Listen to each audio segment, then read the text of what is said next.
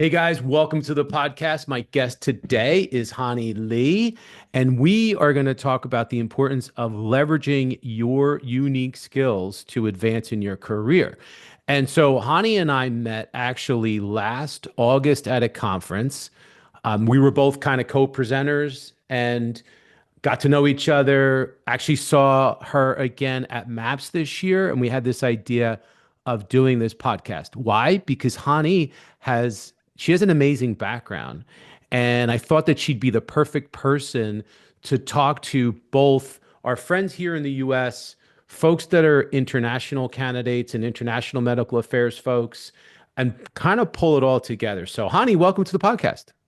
Thank you, Tom. Thank you so much. I'm really excited about today's session. Yeah, no, it's going to be great. Why don't we do this? Why don't we start? If you could do like a brief introduction and talk about a little bit about your background, and your international experience and all that stuff, just to start. Sure. So my name is Hani. I'm Korean. I was born and raised in Korea. I lived in the US very briefly as a child. In terms of my background, I'm a urologist. I'm a female urologist trained in Korea. I received my medical training, my master's and PhD in Korea as well. And I moved to pharma 11 years ago. So I started my pharma career in Pfizer Korea. I worked in Pfizer Korea for 6 years. Then I moved to Pfizer Japan for 5 years. And now I'm in the New York headquarters with Pfizer for a year. And throughout my career, I've been able to work with all TAs in pharma. I've been working in regional, global positions as well, and I've managed a lot of different people from different countries, and it's been an extremely enjoyable and exciting journey. Hani's amazing. My first impression, two things. Number one, I didn't know her name.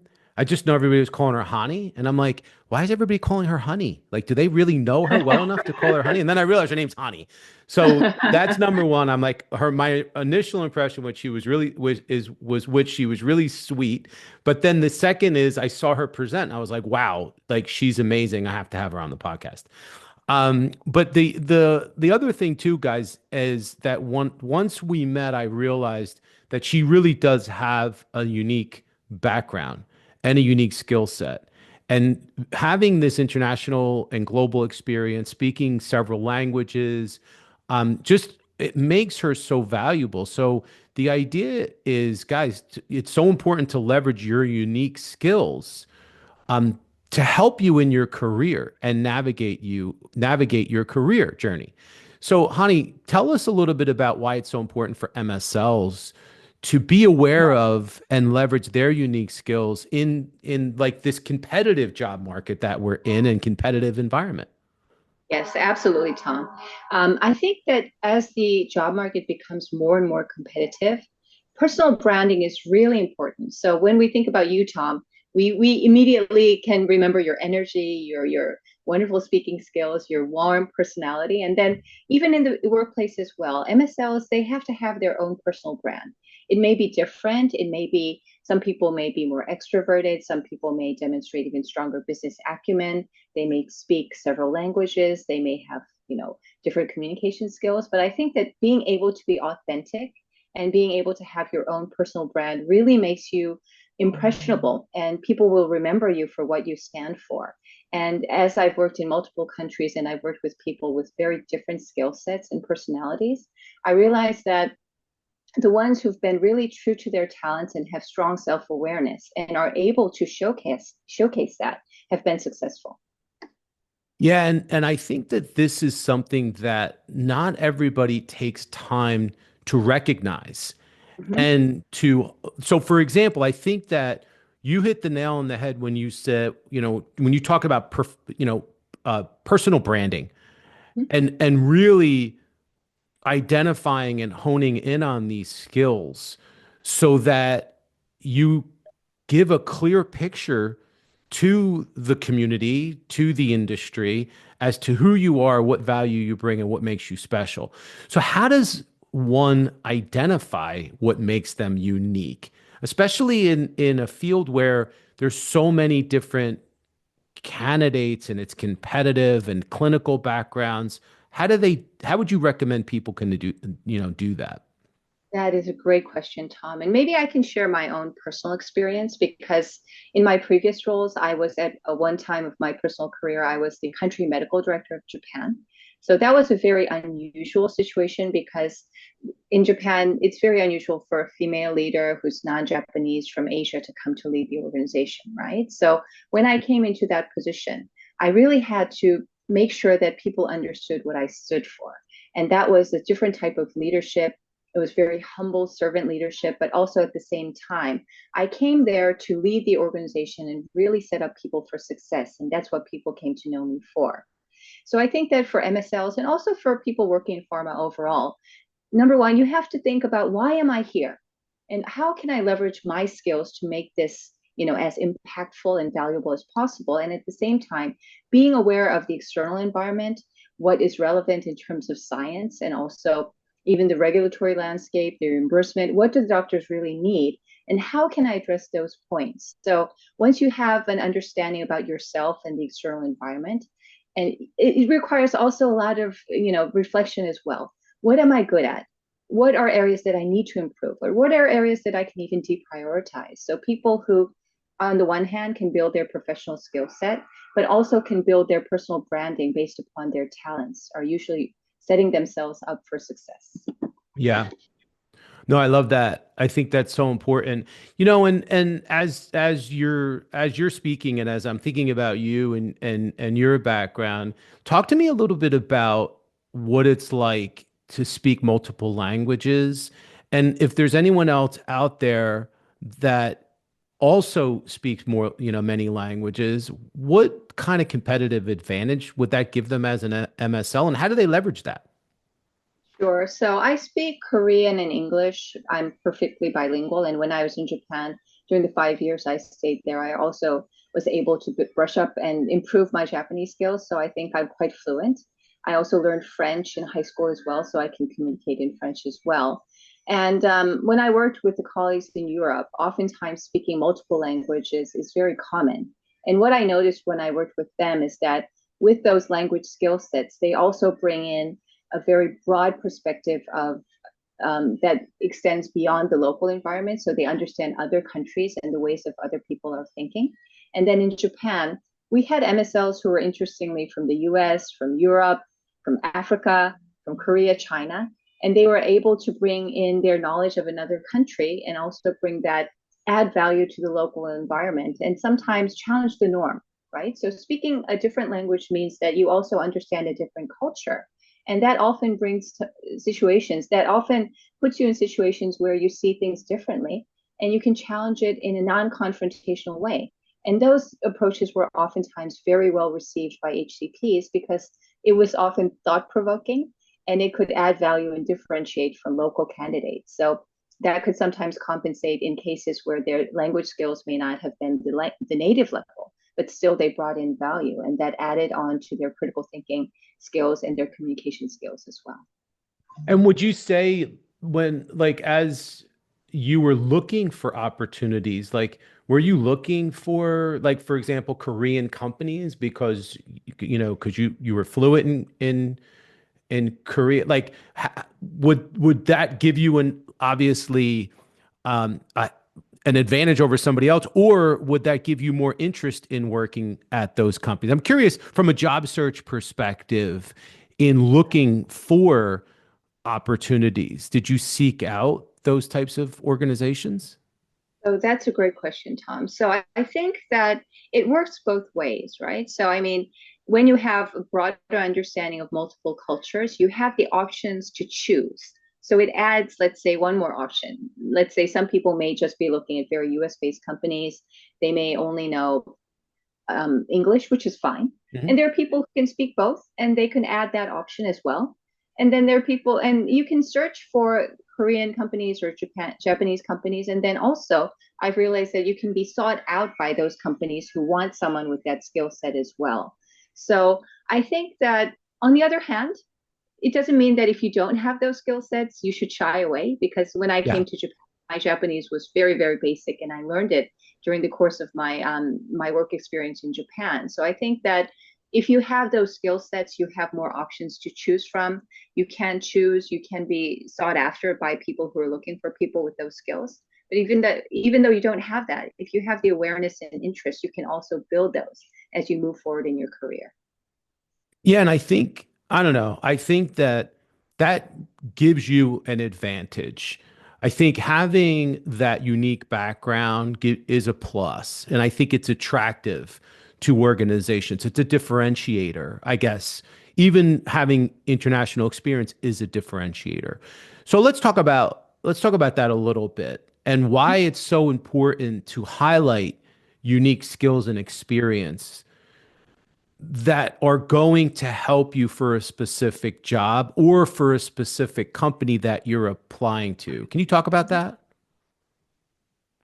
Sure. So, as I mentioned, MSLs have different skill sets and different experiences, and sometimes they even want to narrow down to a certain TA.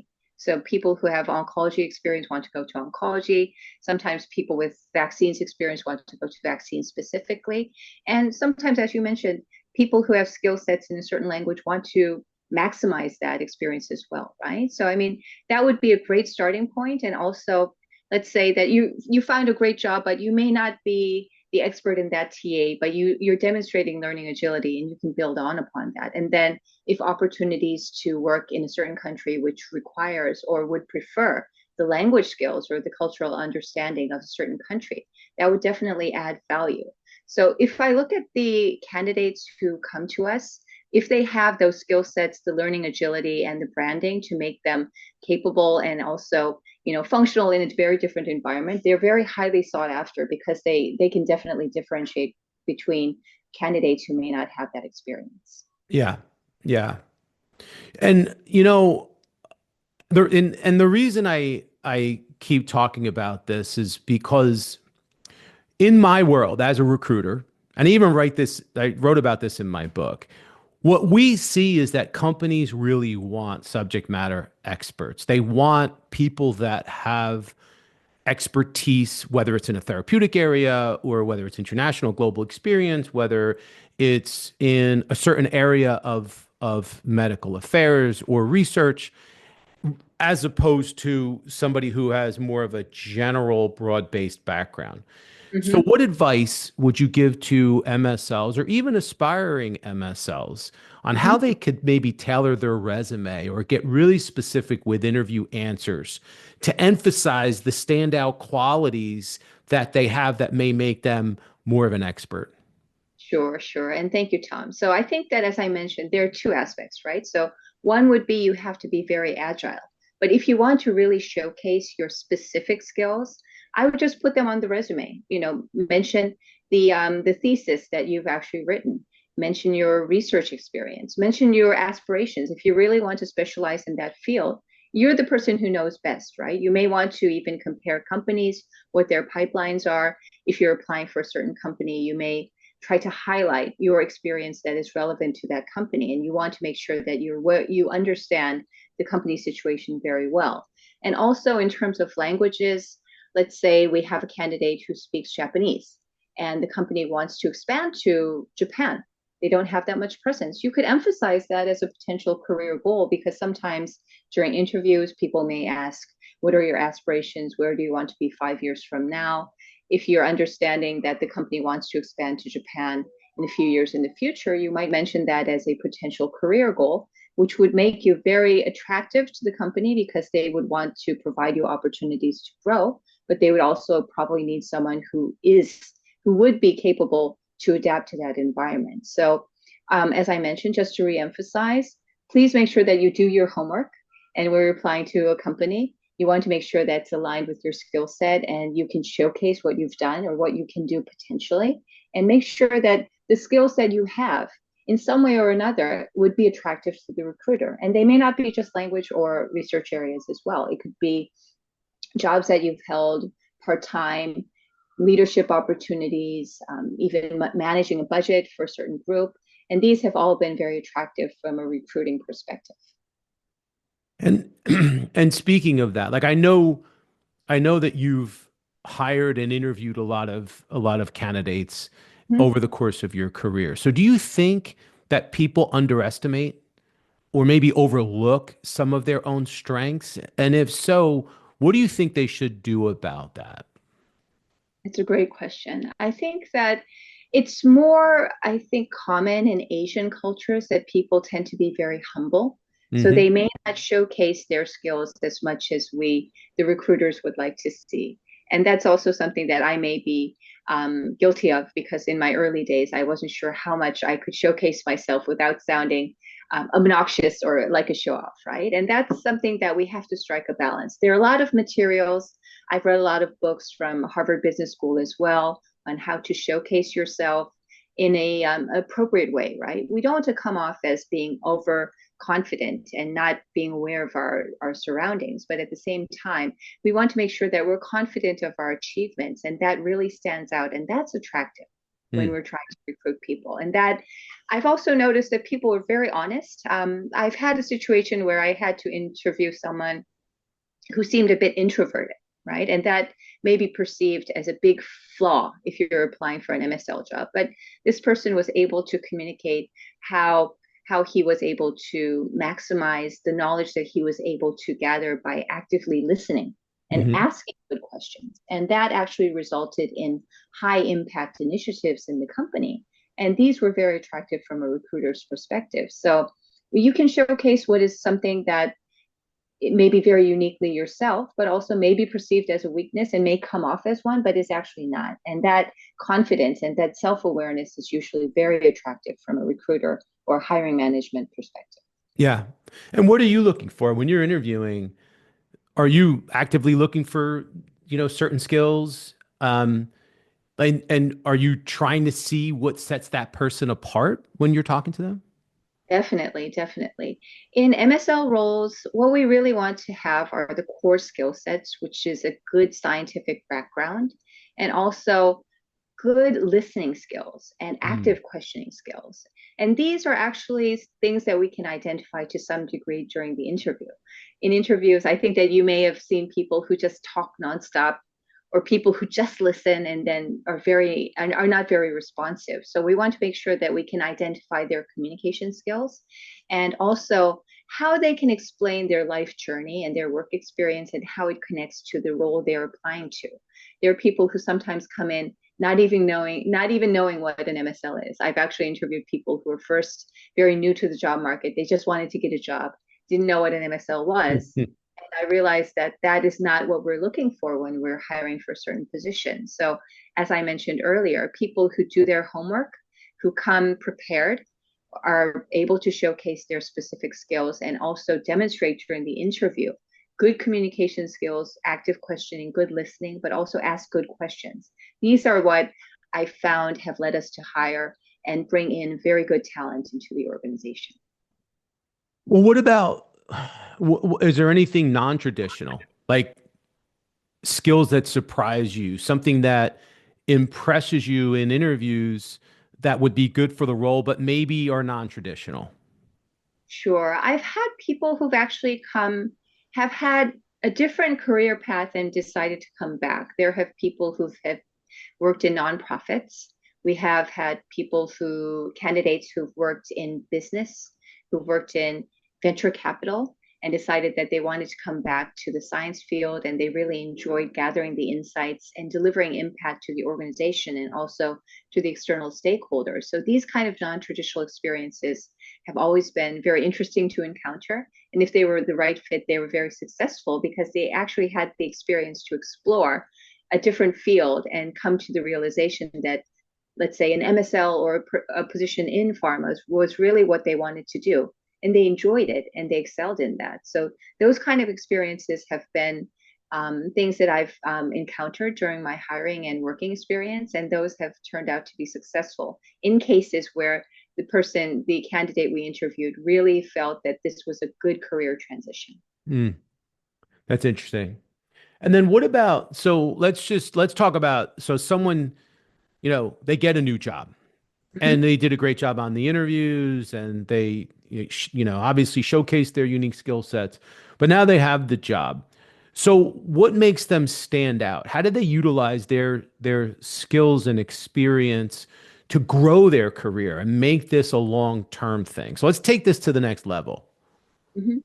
I've realized that people who are very proactive and also ambitious usually are successful because although as managers we can support candidates or support colleagues now, let's say employees or colleagues or team members the best we can.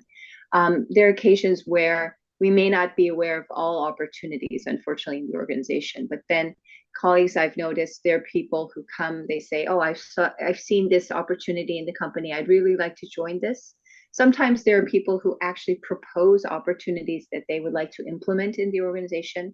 They bring plans and ideas and they say, I think that this would be great. I would love to do this. And then they have been able to work together to make that a successful step to a next position or a next role. And these colleagues have usually been that mindset has enabled them to be successful in the organization because they're very proactive. They're very willing to connect and challenge themselves beyond their comfort zone.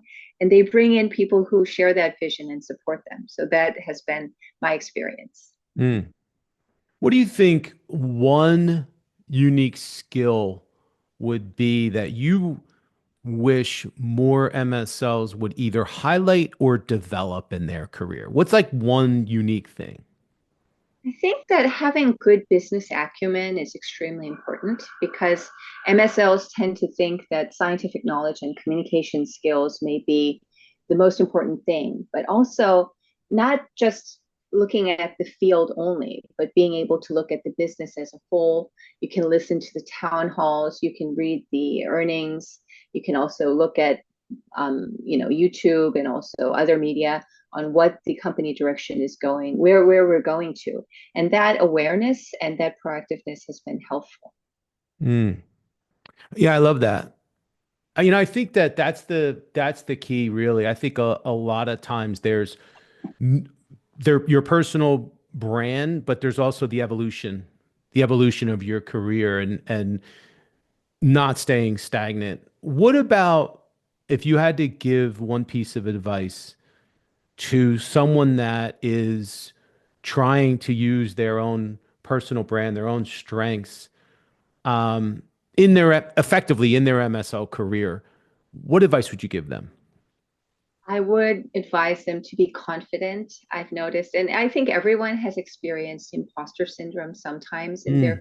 career, especially when they're going to a new field, a different role, a different country, a different manager even. So please do not underestimate your power and your potential. And if you feel imposter syndrome, which everyone has, don't let it, cripple you. Just embrace it, understand that it happens to anyone at some point of their career, and take efforts to overcome it in terms of looking back on your past achievements, looking also forward on why you've been into this role, why people trusted you, why people are confident in you. And also, you want to build a good network of people who appreciate you and support you. And also, you can reach out to people who you trust to get support as well. So that would be my advice to people who Yeah, and are that challenged. imposter syndrome, man, it creeps up. I Yes. think everybody talks about it. It's not something that just affects certain people. I think it affects everyone. And I'm glad that you brought that up. And is that something that as a manager you see a lot as well? Like once you hire people? Oh, no doubt. No doubt. I've experienced it too. When I came from Japan to global, it was a very different environment and I felt overwhelmed at times, but Mm. I managed to build a good network of people who I could trust. And I realized that I'd done amazing things in my career that I myself had underestimated the importance of. So it was a good opportunity actually to build my confidence. So, as I said, everyone experiences imposter syndrome and it's natural. I think that when you're coming to a very different environment, either a different country, a different role, different colleagues, different TAs, it often happens. So please don't underestimate yourself, don't lose confidence, and try to use this as an opportunity to upskill yourself and also jump up to the next level. That's really great advice, especially in this market. It's competitive. And it's not just competitive for job seekers that are looking for jobs, but it's competitive for MSLs that are in the role and they're looking to get ahead or they're looking to, hit their numbers and there's metrics and there's all these things. It makes me think about rejection and resilience and how important that is to be able to overcome the rejection or because we talked about imposter syndrome, but there's a lot of people that are just going through setbacks and adversity. Um, can you talk a little bit about the importance of being resilient in your medical affairs career? Absolutely, absolutely. I've experienced a lot of challenges right now. I think pharma overall, big pharma, we have a lot of challenges in downsizing, Mm, reworking, we have different leadership. It comes off, everyone experiences it at different levels, but there will be setbacks in your career and there will be challenging situations. So how to be resilient is that I think that, at least from my perspective, just sitting down quietly and really reflecting on my strengths and also planning very strategically my next steps when I was in challenging situations helped out. Also, it could be a great opportunity to proactively network outside of your comfort zone, outside of your company. For me, I've been utilizing, MAPS, Medical Affairs Professional Society. I'm trying to also collaborate or work with the HBA, which was the Healthcare Business Association for Women. And also, there are multiple organizations in healthcare or in your area that you could try to join and expand your network. And that will provide opportunities to get a better understanding about what opportunities might be out there, what people might be looking for, someone like you with your talent, and also just to get some advice professionally and see that learn from people who've been in similar situations or could provide very good insights on how you can build your next step.